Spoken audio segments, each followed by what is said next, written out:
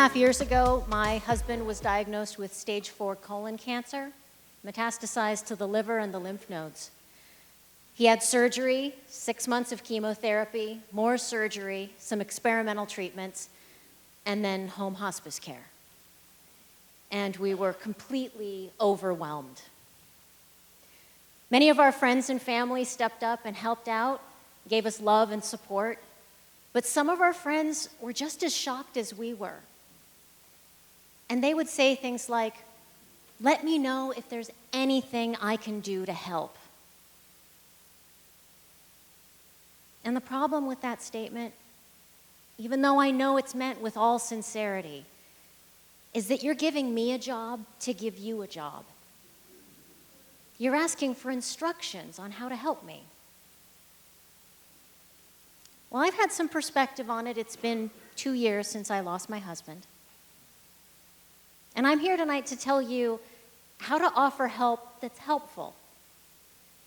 How to be the kind of friend you want to be.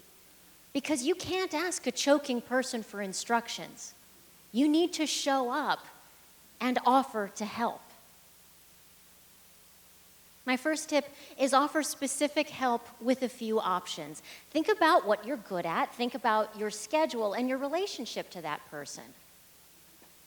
If you're not a great cook or you're really busy, offer to deliver takeout. Give me a few options. You know, most Mondays I can bring takeout and we can watch a movie together. How about this coming Monday, the 8th? That's the kind of email that I can answer easily when I'm sitting in the plastic chair next to the chemotherapy table. Multiple choice is always easier than an essay question.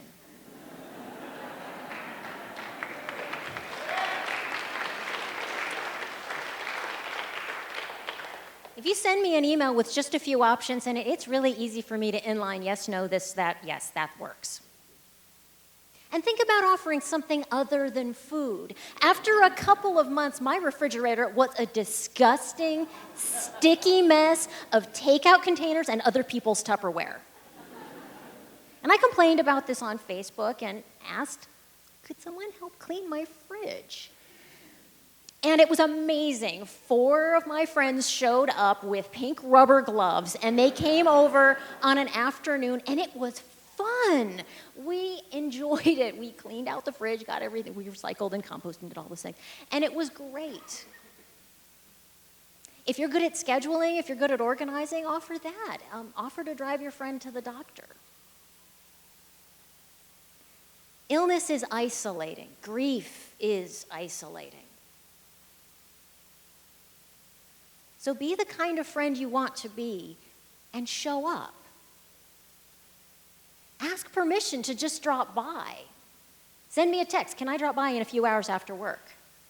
Chances are I'll say yes. I might say text again right before you leave just in case we're in crisis mode. But yes, ask permission to drop by. We'd love to see you.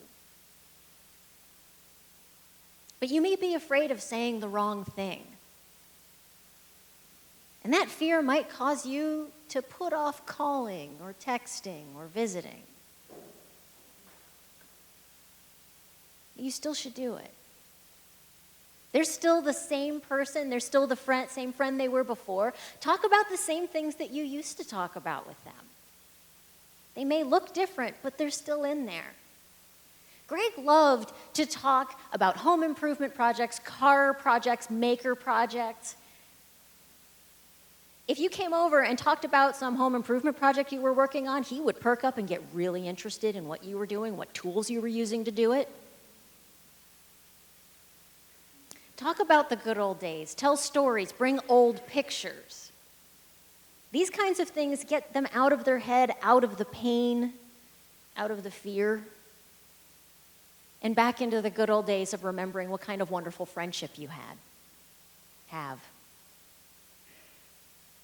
And if they want to talk about the disease, if they bring it up and want to talk about how they're feeling, you can just listen. We don't expect you to have any experience, to know how it feels. When you listen, say things like, "That sounds so frustrating. That sounds so painful. That sounds so hard." Don't say, I can't imagine what that's like, because that makes it about you.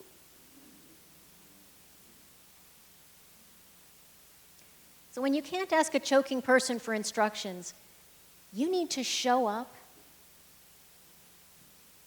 and listen and offer help. Do what you did for me tonight. You got out of your house.